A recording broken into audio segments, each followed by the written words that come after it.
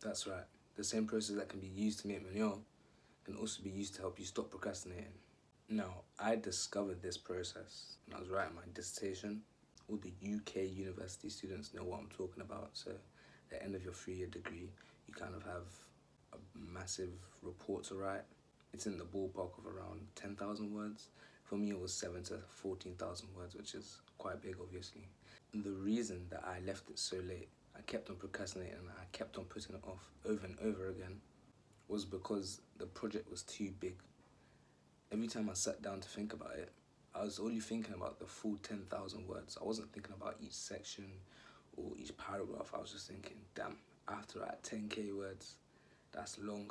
I can't be arsed. And I put it off. I kept on doing that and doing that and doing that. And another reason was also there was a lack of time pressure, because I knew that 10,000 words, you could probably write that within a week if you like genuinely sat down and just wrote. And it might not be that good, but you can do that. So I knew that I wasn't too much in a rush. Like, I had the time. I could have kept on putting it off and putting it off. So that's what I did until the time pressure was actually there. I had 2 weeks to write this and I barely had anything there. And in that 2-week period, it was not a good time. Through that though, I did learn the 2 principles that you need to prevent procrastination. First, you want to decompose your problem. So yeah, this is where the manure shit comes in. Decomposition, process that turns cow shit into manure, which is like helpful and stuff. You learn that like GCSE biology. Decomposition is also a computer science term, which means to break a problem into sub-problems and then solving those sub-problems. And those sub-problems, the solutions to those sub-problems come together to form the solution to the big problem that you have. So I procrastinated because my problem was too big. But if I broke that problem into sub-problems which are manageable and not off-putting, I wouldn't have procrastinated.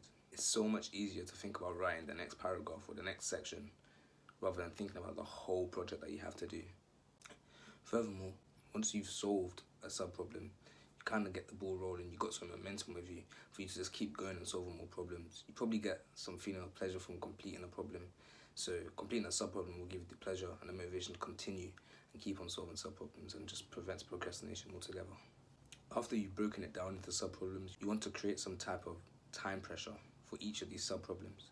So the procrastination ended as soon as the time pressure was there, and I was like, damn, I need to get this done. So if you can replicate this earlier, there will be no more procrastination.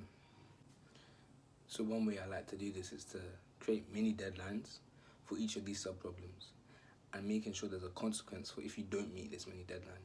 For example, with my dissertation, the consequence was if I didn't finish this, I would have failed the whole year. So if I took my dissertation and I had 15 weeks to do it, and I split it into 14 sections, I can make it. So this splitting into 14 sections is me breaking it into sub-problems. And then from there, I set mini deadlines of 1 week, so let's say the Friday of each week. And I have to finish that section by the Friday of that week. And if not, there's a consequence. So for me, one of my favorite pastimes at the moment is playing basketball. I play that on Saturdays. So let's say I don't finish a section by Friday. Well, then on Saturday, I won't play basketball. And that's a consequence that would really push me towards finishing by Friday.